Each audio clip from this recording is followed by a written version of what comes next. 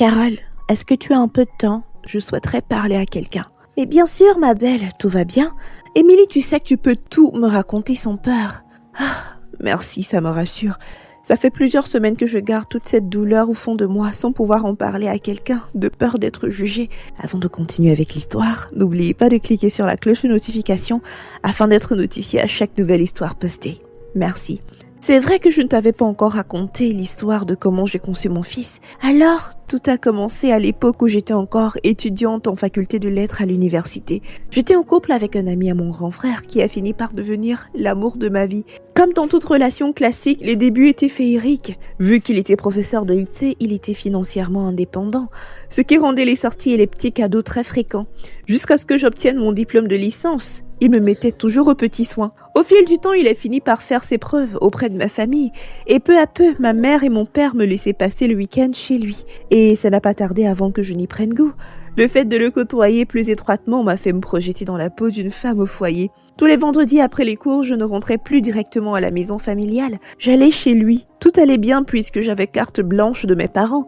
Et durant le week-end, je me chargeais de préparer sa semaine. Je faisais sa lessive, sa vaisselle, son ménage et je préparais 2 ou 3 repas que je mettais au frigo afin qu'il ait de quoi manger durant la semaine.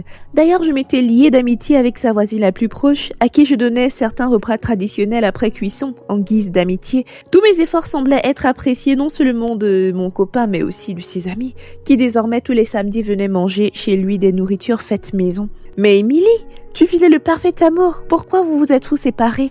Ne sois pas pressée. La partie intéressante arrive. Ça allait bientôt faire 1 an que j'avais obtenu ma licence en lettres bilingues. Il fallait bientôt qu'on passe à la phase supérieure, mon copain et moi. Il voulait qu'on concrétise notre relation en passant par la case du mariage.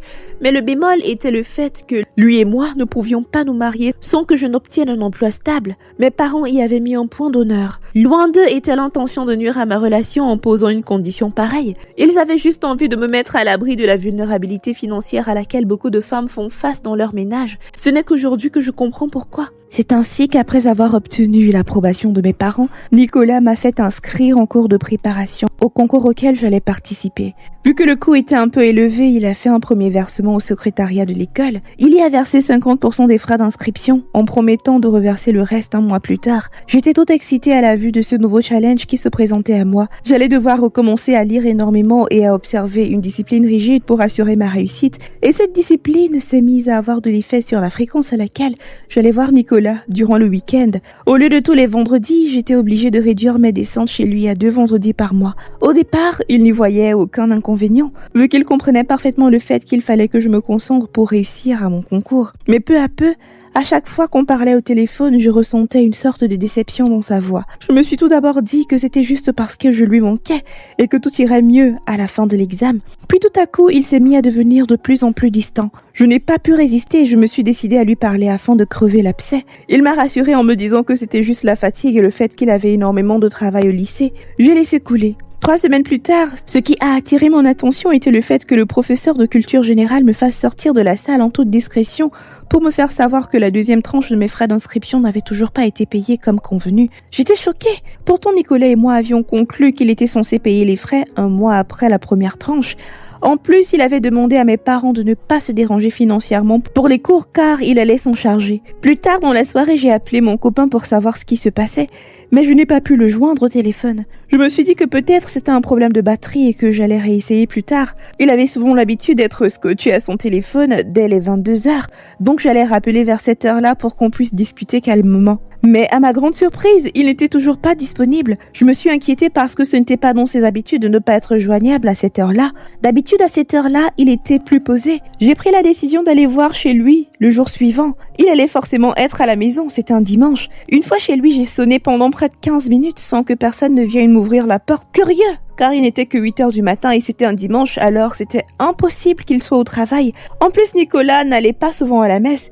J'ai donc insisté jusqu'à ce qu'il vienne m'ouvrir la porte. Une fois ouverte, il a maintenu la porte avec sa main droite en sortant juste la tête pour voir qui c'était. En me voyant, j'ai vu son visage se décomposer. Il m'a posé la question. Mais tu fais quoi là? D'un ton perturbé. On aurait dit que j'interrompais quelque chose.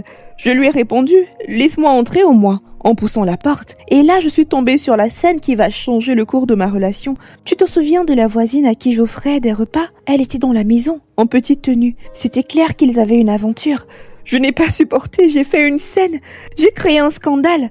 Tout le voisinage est sorti et Nicolas m'a chassée de chez lui. J'ai eu extrêmement mal. J'étais brisée. C'était rien comparé à ce que j'allais vivre quelques semaines plus tard.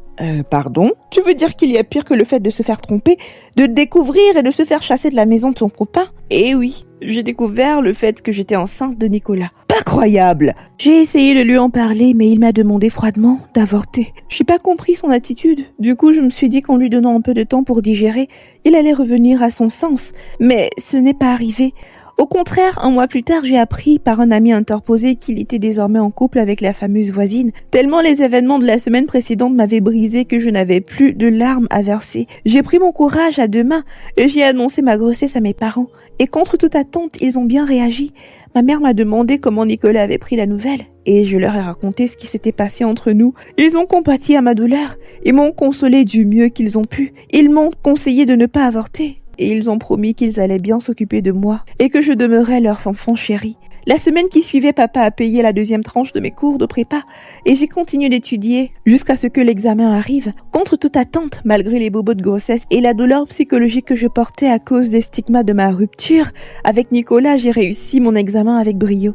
Je pouvais enfin débuter ma formation qui allait me donner accès à un emploi stable et véritable. Mon fils est né. Et malgré ma peur, il n'a pas manqué d'amour. Il a été entouré de toute ma famille qui a montré à quel point il nous soutenait. Et c'est ainsi qu'en essayant de guérir mes blessures, j'ai rencontré mon cher et tendre époux Vincent. On s'est rencontrés un soir où je rentrais du boulot.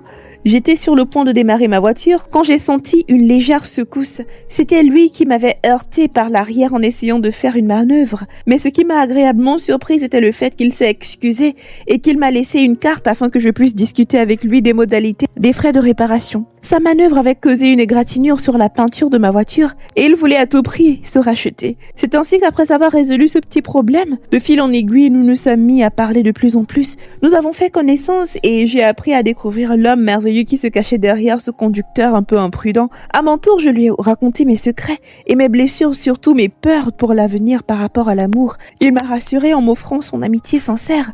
Au bout de 6 mois, nous étions en couple et au 9e mois d'anniversaire de notre relation, il a demandé maman en mariage. Le plus merveilleux dans tout cela est le fait qu'il ait accepté mon fils comme s'il était le sien. Il a même pris l'initiative de reconnaître mon enfant légalement et de lui donner son nom de famille. J'avoue que tout était beau, jusqu'à ce qu'il y a quelques semaines, en allant faire des courses au centre commercial après le travail, je suis tombée sur Nicolas. Dès qu'il m'a vu, il s'est jeté sur moi en me demandant pardon pour ce qu'il m'avait fait. Au départ, j'avais du mal à comprendre ce qui se passait, tellement c'était subite. Mais après, je lui ai laissé l'opportunité de s'expliquer par rapport à ce qui s'était passé il y a quelques années. Et c'est ainsi qu'il m'a fait comprendre certaines choses qui n'allaient pas dans notre relation.